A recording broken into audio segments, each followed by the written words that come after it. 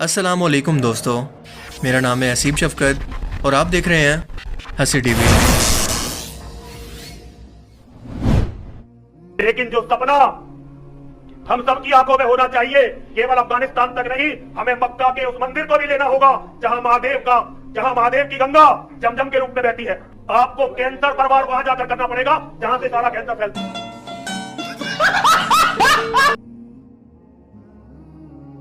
शिव शक्ति धर्म प्रार्थना से मैं महामंडलेश्वर यति नरसिंह गिरी और मेरे साथ है मेरे शिष्यगण। आज हम इजराइल से एक अनुरोध करना चाहते हैं, इजराइल के धार्मिक नेताओं से भी और इजराइल के नेताओं से भी। हम इजराइल के नेताओं से कहना चाहते हैं कि वो हमें इजराइल में बसने की सुविधा दें। हमारी धार्मिक आस्थाओं और धार्मिक मान्यताओं के साथ हमें इजराइल में बसने की सुविधा दें, क्योंकि जिस बीमारी से वो लड़ रहे हैं, मानवता के जिस कैंसर से वो लड़ रहे हैं, हम पिछले 1400 सालों से उस कैंसर के पीड़ित हैं। हमारा और यहूदियों का शत्रु एक ही है, मोहम्मद और मोहम्मद की शैतानी किताब। हम शांति के समय में अपने कार्य करेंगे और जब कभी भी युद्ध या आपातकाल होगा, हम निःशुल्क बिना कोई डर लिए इजराइल की सरकार से हर युद्ध को आपके साथ लड़ेंगे और आपातकाल में आपके अनुसार, देश के अनुसार जो इजराइल के हित में होगा उस कार्य को करेंगे। इस बंदे की शक्ल को तो आप यकीनन पहचानते होंगे, जिसका नाम है यति नरसिंह नंद, जो उत्तर प्रदेश के गाजियाबाद शहर के दसना देवी मंदिर का पुजारी है और अपने इस्लाम और मुसलमान मुखालिफ नफरत और जहर से भरी बयानबाजी के लिए जाना जाता है। जी हाँ, ये वही बंदा है जो कि इस्लाम और मुसलमानों को कैंसर कहकर खुलेआम ये बयान देता है कि हमें मक्का और काबा पर भी हमला करके कब्जा करना पड़ेगा, जहाँ से इस बीमारी की यानी इस्लाम की शुरुआत होती है, क्योंकि ये हमारे भगवान का मंदिर है और यहाँ भी गंगा की तरह जमजम मौजूद है।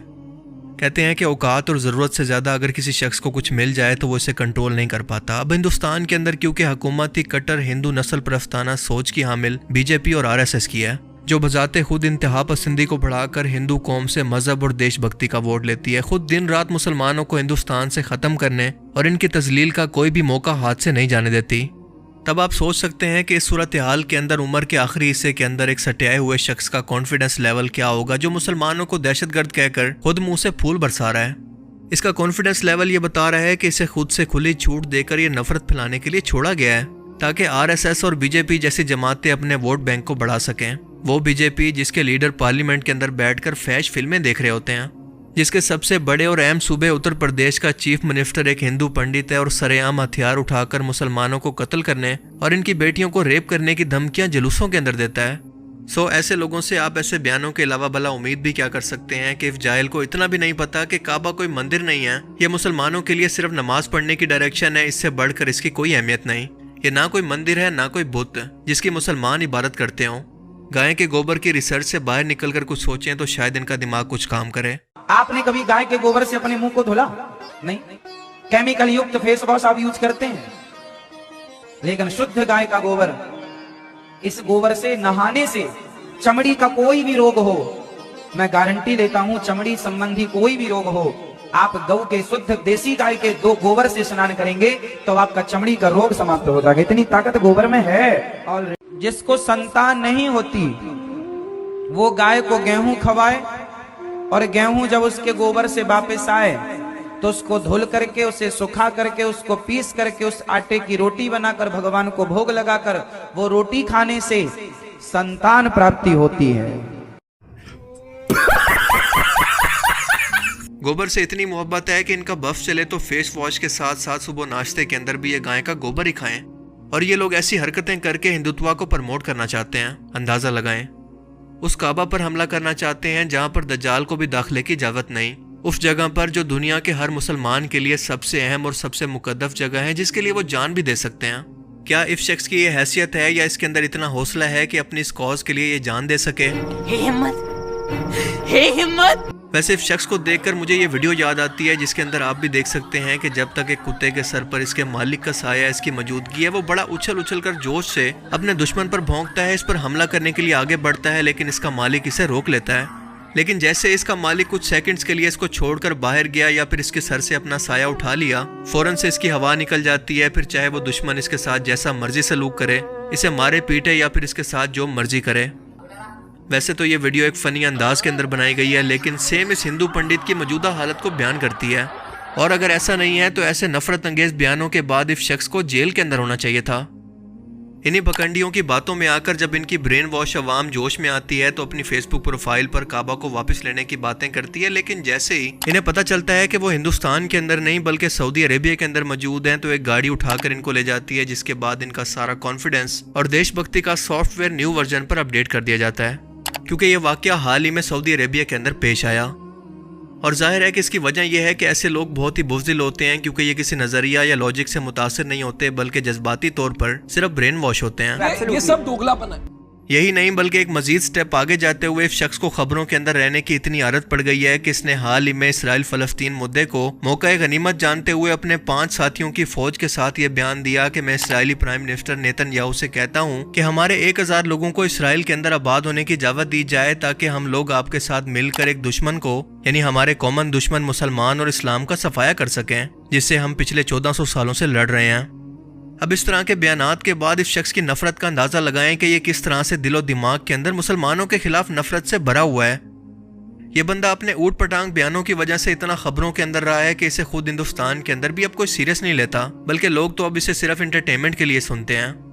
इन लोगों की शक्लें देखें, क्या ये शक्लें होती हैं बॉर्डर पर जाकर लड़ने वाली?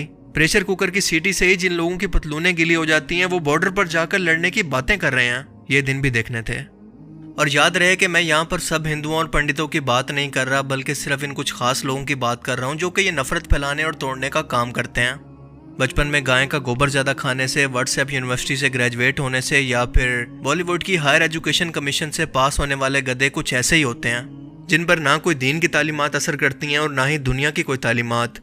क्योंकि ऐसी नफरत अंगेज ना तो हिंदू मजहब की तालीमात हैं और ना ही दुनियावी इखलाकियात ऐसे हैं कि ये शख्स सरेआम नबी पाक सल्लल्लाहु अलैहि वसल्लम की गुस्ताखी करे, कुरान पाक को शैतानी किताब कहे, मुसलमानों को मुसलसल ख़त्म करने की बात करे और सिर्फ मुसलमान नाम होने की वजह से हिंदुस्तान के मोहसिन APJ अब्दुल कलाम को जिहादी और गद्दार कहता हो, इनको ख़त्म करने की बात करे।